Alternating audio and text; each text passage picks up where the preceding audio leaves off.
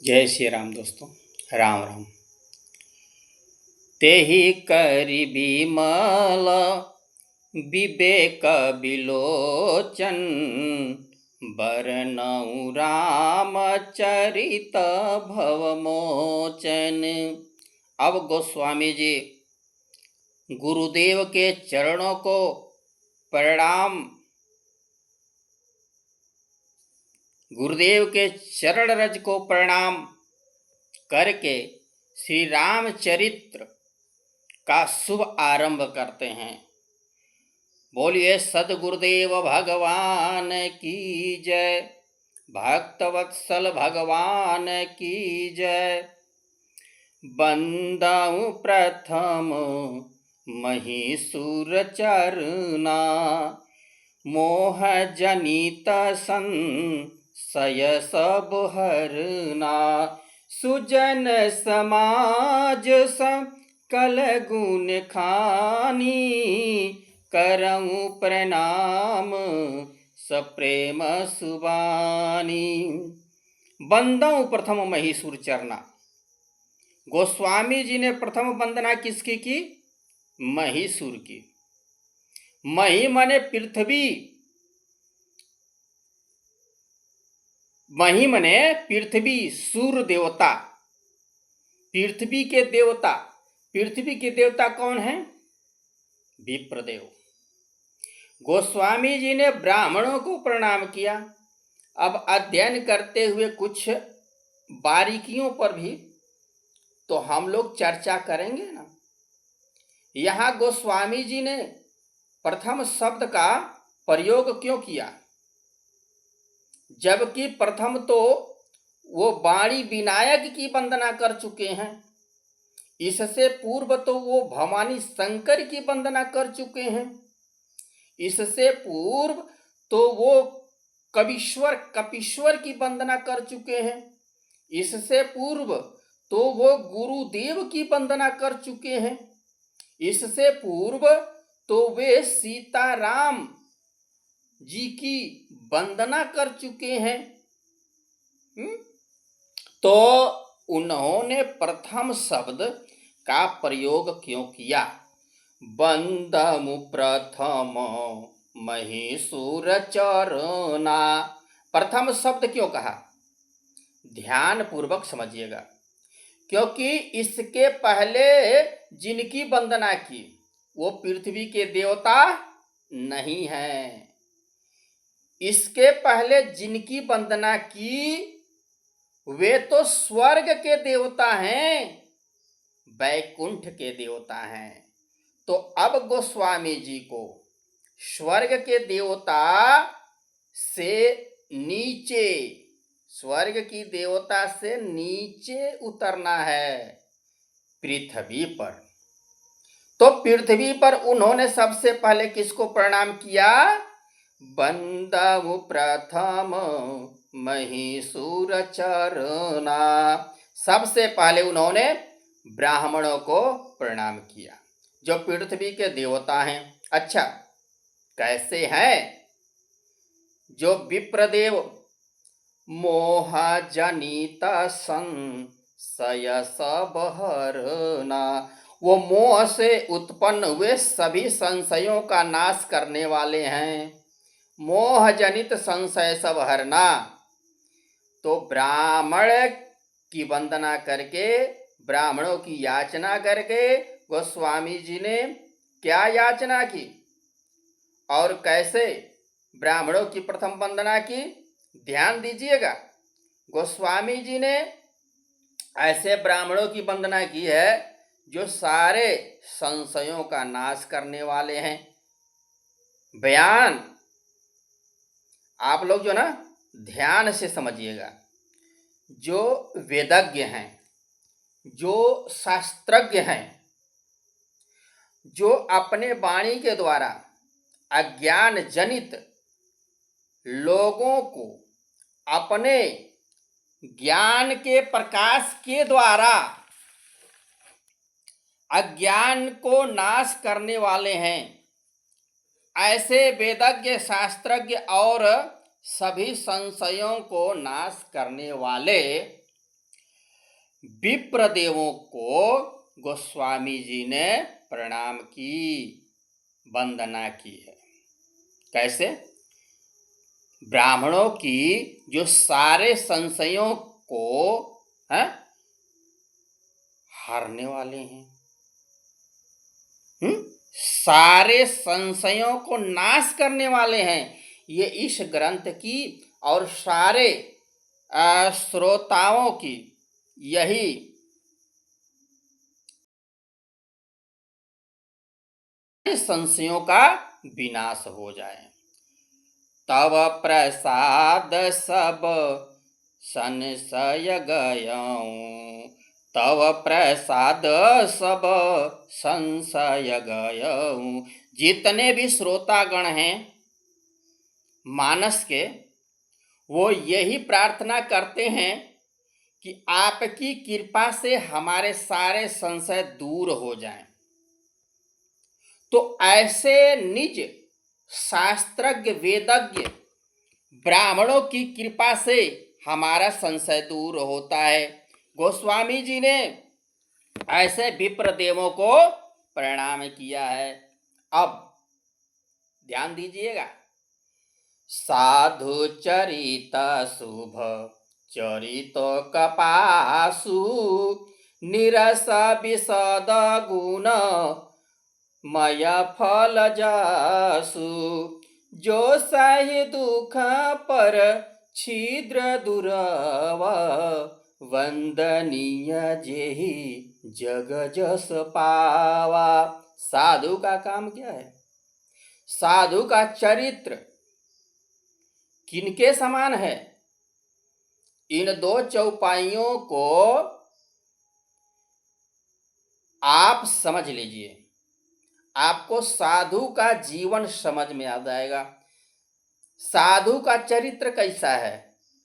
साधु का चरित्र बोले शुभ चरित्र, बड़ा ही शुभ चरित्र है साधु का। अच्छा, साधु का चरित्र शुभ चरित्र है, किसके समान है? कपासु साधु चरित। साधु का चरित्र कपास के समान है। वाह भाई वाह, वाह भाई, कपास के समान है। अच्छा, तो कपास में कोई विशेषता पाई जाती है? कोई विशेषता पाई जाती है क्या जो कपास की तुलना साधु चरित्र से कर रहे हैं? बोले हाँ है, बोले हाँ। देखिए, कपास सबसे पहले विशेषता है, वो कपास नीरस होता है। कपास के फूल में कोई रस नहीं होता है। अब देखिए साधु का चरित्र, साधु चरित्र भोग विलास या विषय रस से शून्य होता है, जीरो होता है। अब देखिए कपास का, कपास उज्जवल होता है। और साधु चरित्र देखिए, साधु चरित्र भी उज्जवल होता है, साधु चरित्र भी स्वच्छ होता है। अब देखिए कपास, कपास में तंतु होते हैं, कपास में गुण पाए जाते हैं। अब साधु चरित्र में देखिए, साधु चरित्र सद्गुणों का भंडार होते हैं। साधु चरित्र सद्गुणों का भंडार है। जैसे कपास का फल नीरस होता है ना, ऐसे ही साधु का चरित्र भी नीरस होता है। ऐसे साधु के चरित्र में विषय रस नहीं है। गोस्वामी तुलसीदास जी महाराज ने विनय पत्रिका में एक पद लिखा है, जो मोहि राम लागते मीठे, जो मोहि राम लागते मीठे, तव नव रस सट रस रसयन रस। जो मोहि राम लागते मीठे, तव नव रस सट रस रसयन रस। तव नव रस साहित्य के जो नौ रस है ना, नौ रस या न रस होई जाते सब मीठे, जो मोहि राम लागते मीठे। अगर हमें राम मीठे लगते ना तो क्या होता? तो क्या होता? तो नव रस रस सट रसयन रस होई जाते सब मीठे, जो मोहि राम लागते मीठे। संतों को तो राम मीठे लगते हैं। जिसको राम मीठे लगते हैं ना, उसको साहित्य के नौ रस और भोजन के खट रस यानी 6 रस, ये सब फीके पड़ जाते हैं। तो साधु के चरित्र में विषय रस फीका है, इसलिए साधु का चरित्र जो है वह कपास के समान है। जैसे कपास का फूल सफेद होता है ना, वैसे ही साधु का चरित्र स्वच्छ उज्जवल होता है। कपास में तंतु होते हैं गुण, और साधु चरित्र तो सद्गुणों का भंडार होता है। अच्छा, काम भी दोनों का एक ही जैसा है। जो सही दुख पर छिद्र दुरावा, वंदनीय जेहि जग जस पावा। जो सही दुख पर छिद्र दुरावा, वंदनीय जेहि जग जस पावा। अब दोनों का काम भी एक ही है। दोनों को कष्ट होता है महाराज। कपास को भी कष्ट मिलता है, साधु को भी कष्ट मिलता है, लेकिन कष्ट सह करके भी कपास दूसरों के छिद्रों को ढकता है और साधु दूसरों के अवगुणों को ढकते हैं। दोनों को कष्ट मिलता है और दोनों कष्ट सह करके दूसरों के दुख का निवारण करते हैं। आप महाराज जरा विचार तो करो, कपास के कितना कष्ट मिलता है कपास को, है? कितना कष्ट मिलता है कपास को। कपास को ओंटा जाता है, उसकी रुई को धुना जाता है। अरे राम राम राम राम, उसका रेसा रेसा रेसा अलग किया जाता है, फिर रुई को काटी जाती है, सूत पाटा जाता है, उसको पीटा जाता है, फिर उसको बुना जाता है, हैं? फिर जब वह कपड़ा बन जाता है ना, तो उसको सुई से छेदा जाता है और वह कपड़ा जब फट जाए ना, चिथड़ा होने पर उसको जला दिया जाता है। कभी कभी तो उसको बर्तन आदि धुलने के काम में कितना कितना कष्ट सहा कपास ने। उतना ही कष्ट, जितना कष्ट कपास ने सहा, उतना ही कष्ट साधु सहते हैं महाराज। उतना ही कष्ट साधु भी सहते हैं। कैसे सहते हैं हम बता रहे हैं आपको। जो सही दुख पर छिद्र दुरावा, कपास दुख सह करके दूसरों के अंग को छुपाता है, उसके छिद्रों को ढकता है। पर महाराज कपास के कितना कष्ट सहना पड़ा कपास को, है? पुष्प बनने तक कितना कष्ट, और साधु को भी कितना कष्ट सहना पड़ रहा है। साधु तो पहले अपने माता पिता को त्याग करता है, अपने भाई बहन का त्याग करता है। पहले तो ममत्व के कारण कष्ट सहना पड़ा। आप जरा अपने परिवार वालों से 2 दिन दूर रह करके देखो, फिर आपको पता चलेगा महाराज कि आपको परिवार की कितनी याद आती है। जो लोग लॉकडाउन में अपने परिवार से दूर फंस गए थे ना, उन्हीं लोगों को पता था कि उनके बिना परिवार कितना बेचैन है, कितना कष्ट में है, कि कब है अपने घर पहुंच जाएं, कब वे अपने घर पहुंच जाएं। जो साधु हमेशा के लिए अपना घर छोड़ देता है महाराज, तो उसको उनको ममत्व कष्ट कितना सहना पड़ता है। क्यों? उनको अपने माता पिता की याद नहीं आती होगी।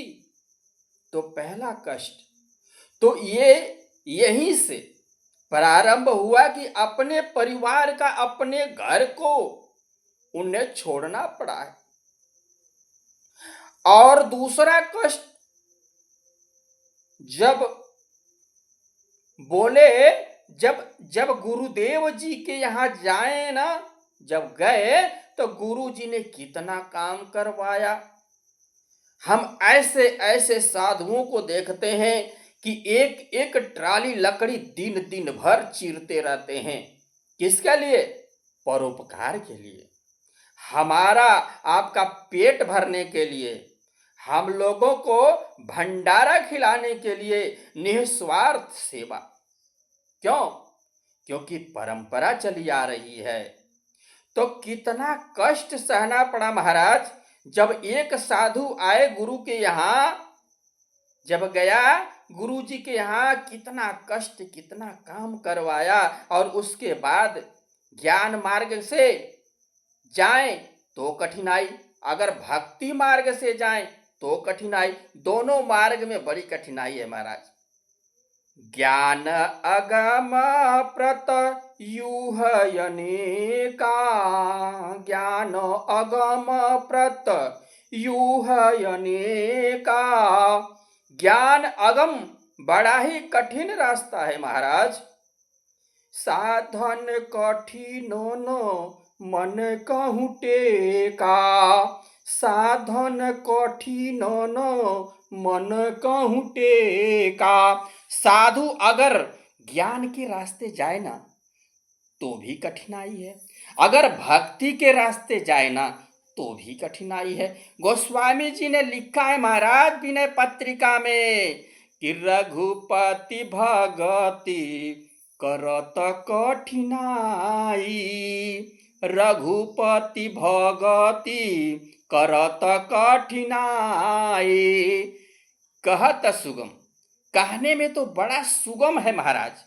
कहत सुगम करनी अपार, जाने सो जेहि बनियाई।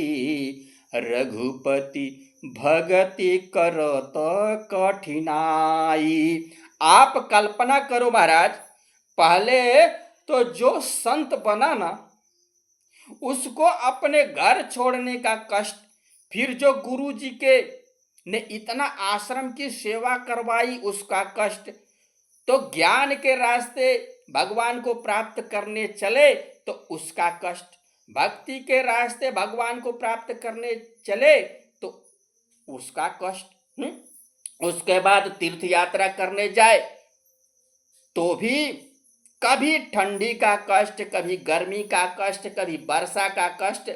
भिक्षा मांगने जाए तो लोग भिक्षा नहीं देते, बाणी का कष्ट, वज्र बाण चलाते हैं महाराज। ऐसे ना जाने कहां कहां से चले आते हैं मांगने के लिए, हैं? साधु कितना कष्ट सहता है महाराज। जितना कष्ट कपास सहता है ना, उतना ही कष्ट साधुओं को भी मिलता है। जैसे कपास कष्ट सह करके भी दूसरों के छिद्रों को ढकता है, ऐसे साधु कितने कष्ट सह करके भी सिर्फ जगत मंगल करना चाहता है, दूसरों के अवगुणों को छुपाने का प्रयास करता है। इसीलिए जो सही दुख पर छिद्र दुरावा, इसीलिए बंदनीय जेहि जग जस पावा। इसीलिए तो बंदनीय है महाराज, क्योंकि इतना कष्ट सह करके भी वह जगत का कल्याण ही करना चाहता है। तो गोस्वामी जी ने साधु जनों की तुलना किससे की? कपास से की। जय सिया राम। आगे की जो चर्चा, जो वंदना है, वर्णन है, वो हम लोग कल सुनेंगे, श्रवण करेंगे। इसलिए हर हर महादेव, उमापति महादेव की जय। जय सिया राम।